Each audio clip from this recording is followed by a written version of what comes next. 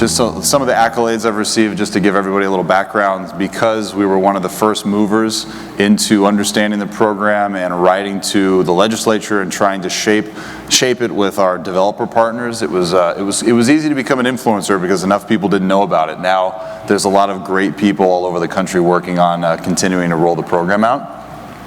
Some of the articles I've been published in, which was the Realtor, we did an ozone publication with, I don't know if Danny Zalonker was here, but Danny and I were both quoted in this article, which was a lot of fun for me. Okay, so again, this presentation I want to talk about just a refresher course, because not everybody's familiar with the OZ program, and there's a lot of international folks that may have not heard of the OZ program up to this point. Just so I can get an idea of where the room sits with this, can I get a show of hands of everybody who's fairly familiar with the OZ program? Okay, nice and high. And then any of you who've actually had clients who have either put money or placed money into an opportunity zone, or have somehow been involved in speaking to counsel or anything of that nature. Anybody? Yeah. Great. Yeah. So okay, great. So that's wonderful. So the reality is like the program sort of stumbled when it first came out of the gate, and we'll talk about that in just a second about where it started in 2008.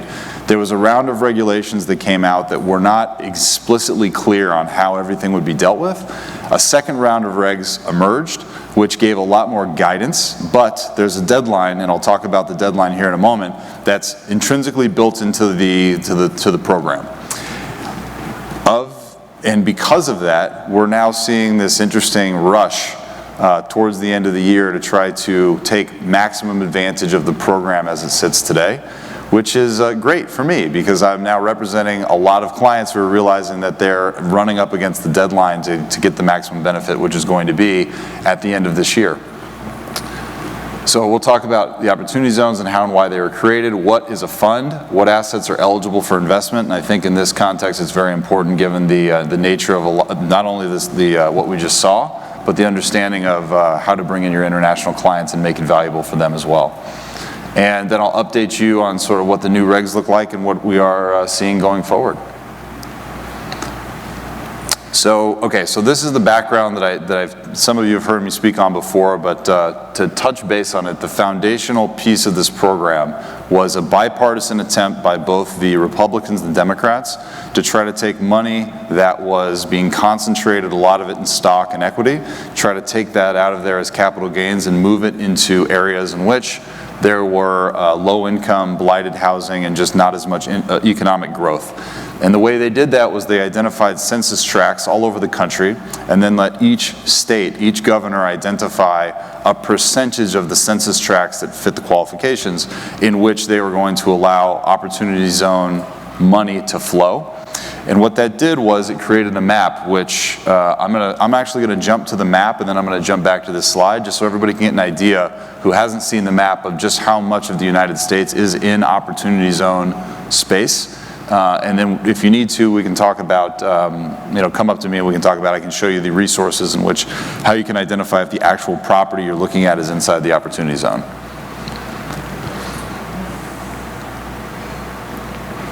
So here's the first map I like to show, just because so much of Alaska is in the map. So I mean, maybe we see a spike if we look at that chart that Teresa was just showing us from Russia doing some investments, but right. So we can see Russia from my backyard.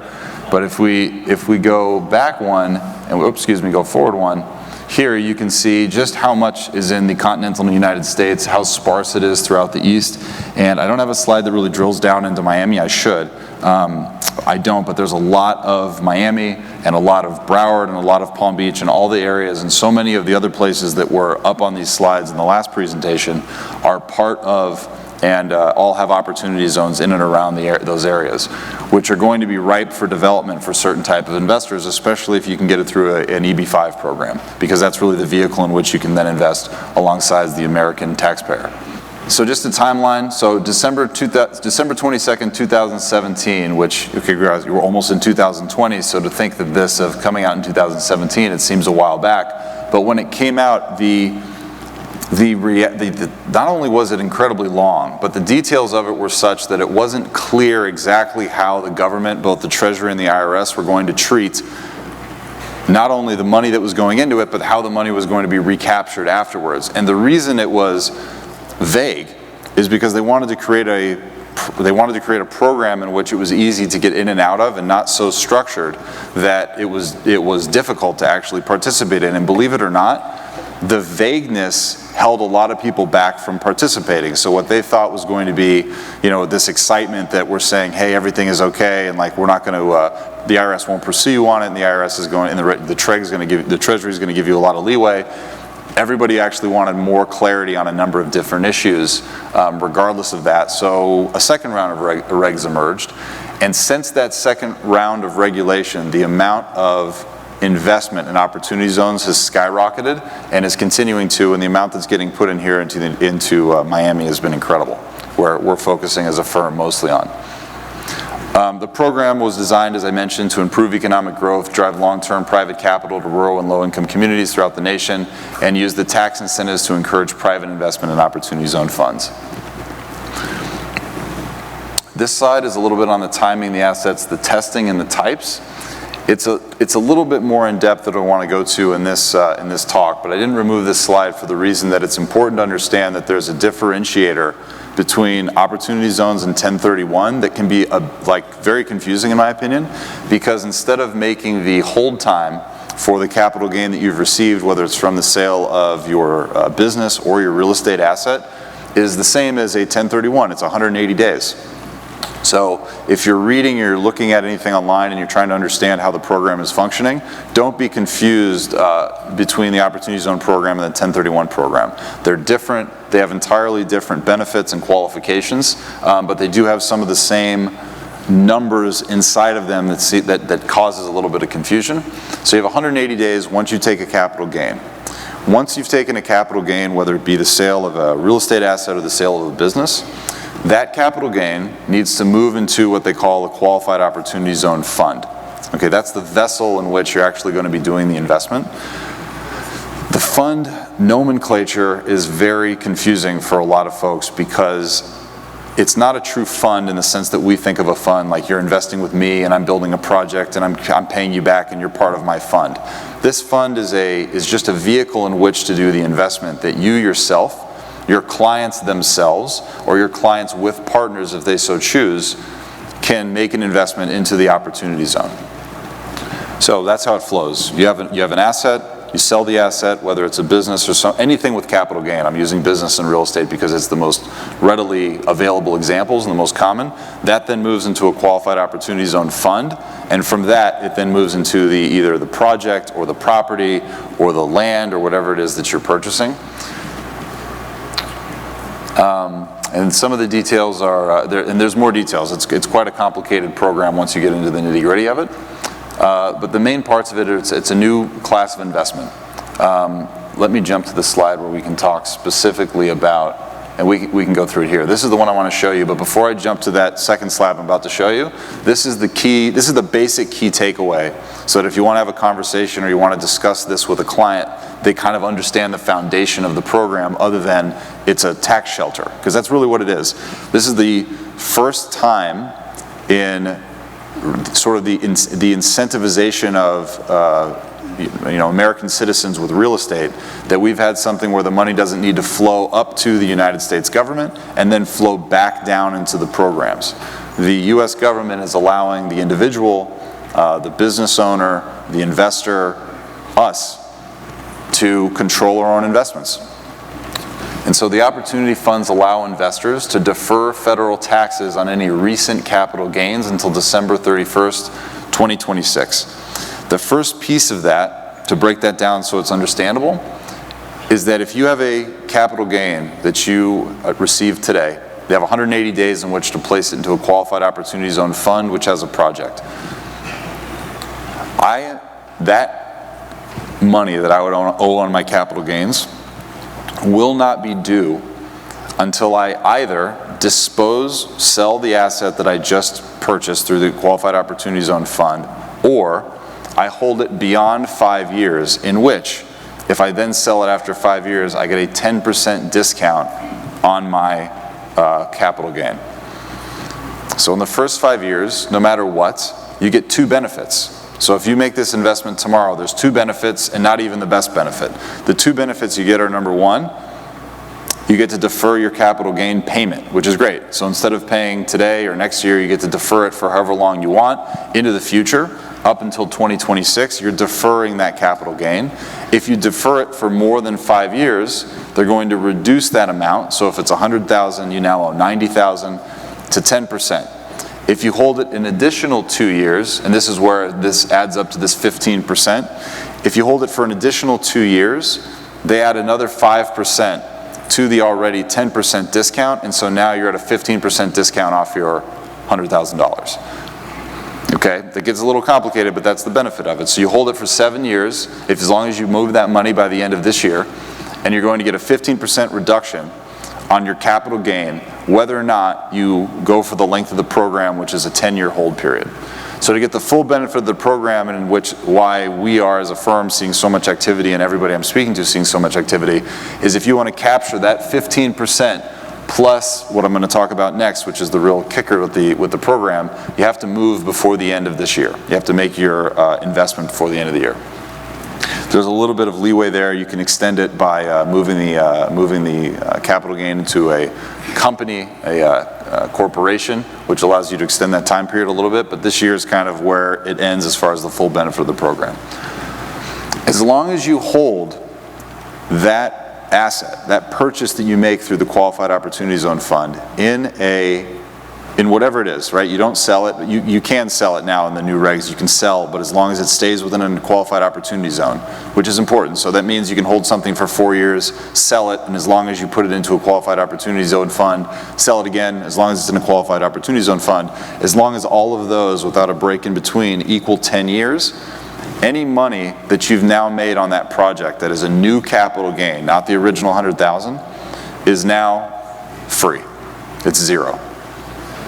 Zero, okay? Zero. Everyone knows zeros. It's important. It's like, it's the best tax shelter that I think, when you run the numbers, it's the best tax shelter we've seen in, I don't know when, forever as far as I'm concerned.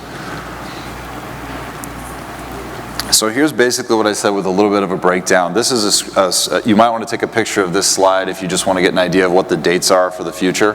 But again, just to run through it one more time, so what I said is a little more clear. You make the investment by the end of this year in any opportunity fund you want with the desired capital gain. You're going to elect on your tax filing just to show, and that's just an election that you need to make to qualify. You file an 8996, which is a very simple form for the IRS. Then you keep the investment invested for 5 years. You're going to receive 10% off that original capital gain. You keep the investment invested for 2 more years, so 7 years total. And then you're going to receive another 5%. So that's how we got the 15% off the capital gain. And then you pay on the deferred original capital gains tax minus the 15% of original. I didn't mention this before, but it's important, is that in April 15th of 2027, you will owe your original capital gain, and if you held it for these 7 years, it'll be minus this 15%. So if you had the 100,000 capital gain I mentioned, you're going to owe 85,000. So you pay that, and then the rest of your investment gets to run its course. And if you sell literally on the day after 10 years, you qualify. If you decide to hold it for 25 years, you qualify. Whatever that number is, you're going to qualify, and you do not have to pay capital gains on the money that rode for the entire period of the investment.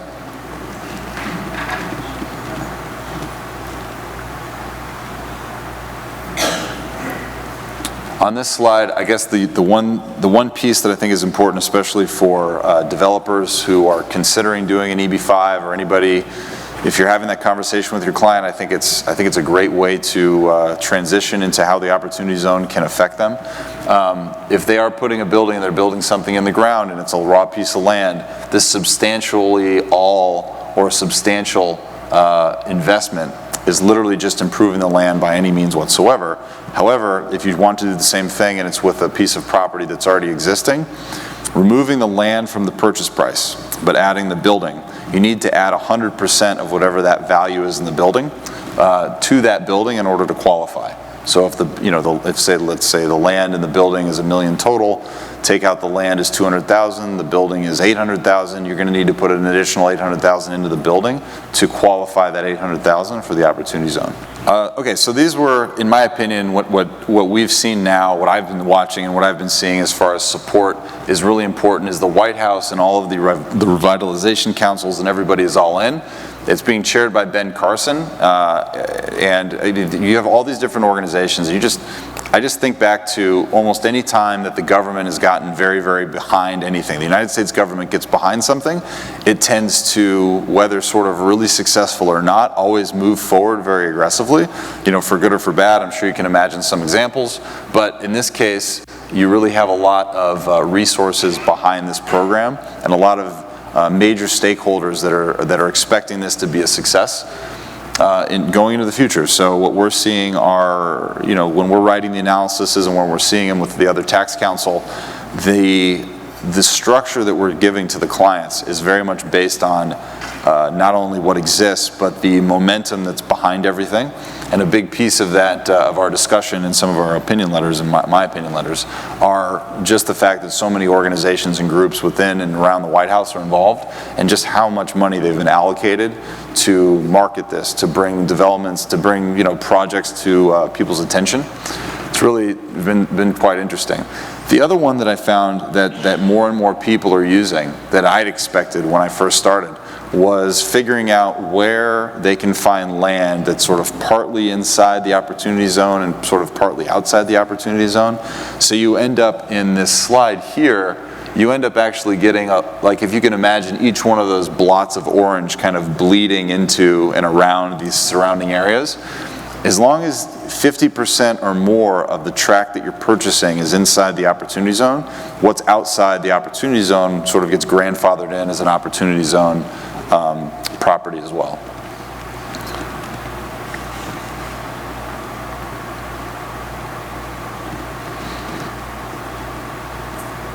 Whoops.